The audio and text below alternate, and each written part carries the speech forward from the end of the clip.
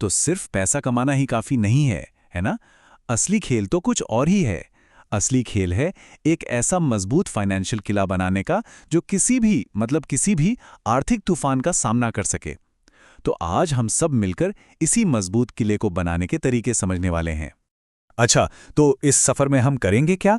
देखिए, सबसे पहले तो हम उस छुपे हुए दुश्मन को पहचानेंगे जो धीरे धीरे हमारी वेल्थ को खा जाता है। फिर कर्ज के जाल से निकलने का एक पक्का रास्ता बनाएंगे। अपनी सुरक्षा के लिए एक मजबूत ढाल तैयार करेंगे। बीमा का सही तरीका क्या है वो जानेंगे। और हाँ, आखिर में एक ऐसा ऑटोमेटिक सिस्टम सेट करेंगे जो हमारी वेल्थ को अपने आप खुद ब खुद मजबूत बनाता रहेगा। सोचिए, एक मजबूत दीवार है, लेकिन उसमें एक छोटी सी दरार है। धीरे धीरे वो दरार पूरी दीवार को गिरा देती है। पता है ये दरार क्या है? ये है ज्यादा ब्याज वाला कर्ज। यही वो चीज है जो वेल्थ बनाने की हर कोशिश को, हर मेहनत को कमजोर कर देती है। हाँ, पर यह समझना भी बहुत जरूरी है कि हर कर्ज बुरा नहीं होता। देखिए, कर्ज दो तरह के होते हैं। एक होता है अच्छा वाला कर्ज, जैसे होम लोन या बिजनेस के लिए लिया गया लोन, जो एक तरह से एसेट बनाता है। और दूसरा होता है बहुत ही बुरा वाला, विनाशकारी कर्ज, जैसे क्रेडिट कार्ड का बिल जिसका पेमेंट नहीं हुआ, या फिर कोई हाई इंटरेस्ट पर्सनल लोन। ये वो कर्ज है जो वेल्थ को बनाता नहीं, बल्कि धीरे धीरे खत्म कर देता है। 40%। जरा सोचिए इस नंबर के बारे में, 40%। ये क्रेडिट कार्ड के बकाये पर लगने वाला सालाना ब्याज हो सकता है। अब खुद सोचिए, क्या कोई ऐसा सेफ इन्वेस्टमेंट है जो लगातार इतना रिटर्न दे सके? बिल्कुल नहीं। ये एक ऐसी दौड़ है जिसे जीतना लगभग नामुमकिन है। इसको ऐसे समझते हैं, देखिए, जब हम इन्वेस्ट करते हैं तो पैसा पैसे को खींचता है और पैसा बनाता है। इसे कहते हैं कंपाउंडिंग की ताकत, है ना? लेकिन ज्यादा ब्याज वाले कर्ज के साथ यही ताकत, यही कंपाउंडिंग हमारे खिलाफ काम करने लगती है। मतलब हमारा कर्ज और भी तेजी से बढ़ता है।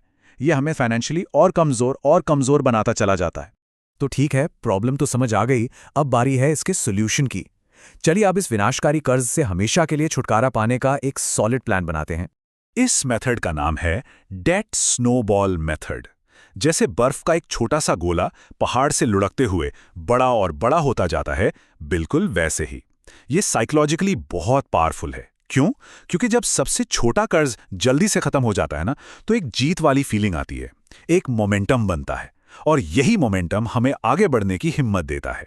और फिर धीरे धीरे एक एक करके सारे कर्ज खत्म हो जाते हैं।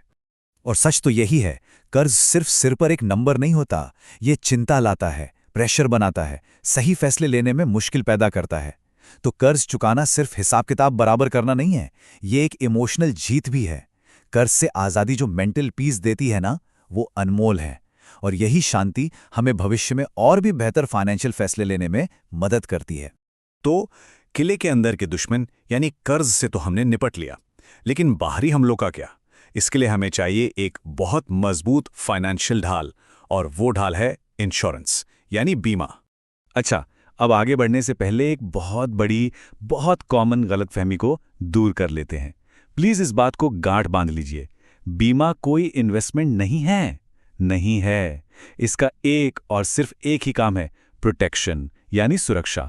किसी भी बड़ी फाइनेंशियल तबाही से बचाना, ताकि सालों की मेहनत एक झटके में जीरो ना हो जाए।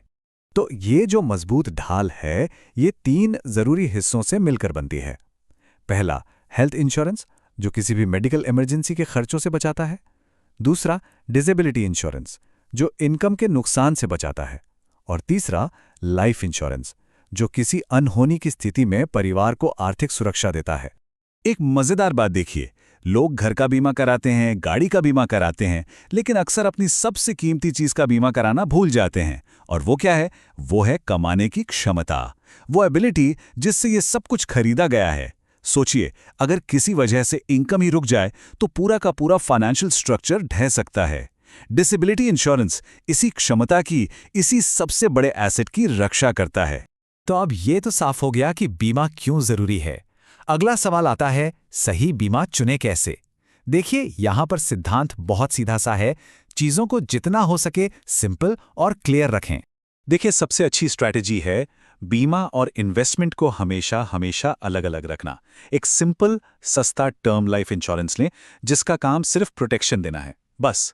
और पैसे को बढ़ाने के लिए, वेल्थ बनाने के लिए अलग से इन्वेस्ट करें। वो जो कॉम्प्लेक्स पॉलिसीज होती है ना, जो बीमा और इन्वेस्टमेंट को मिला देती हैं, उनसे बचकर ही रहना चाहिए, क्योंकि अक्सर उनमें फायदा कम और नुकसान ज्यादा होता है। तो मंत्र एकदम सीधा है, इंश्योरेंस अलग, इन्वेस्टमेंट अलग, बीमा है सुरक्षा के लिए और निवेश है वेल्थ बनाने के लिए। बस दोनों को अपना अपना काम करने दें। तो चलिए, अब वक्त आ गया है इन सभी टुकड़ों को जोड़ने का और एक मजबूत और ऑटोमेटिक फाइनेंशियल सिस्टम बनाने का। एक ऐसा सिस्टम जो हमारे लिए हमारे बिना भी काम करता रहे। यहाँ पर दो तरह की वेल्थ के बीच का फर्क समझना बहुत जरूरी है।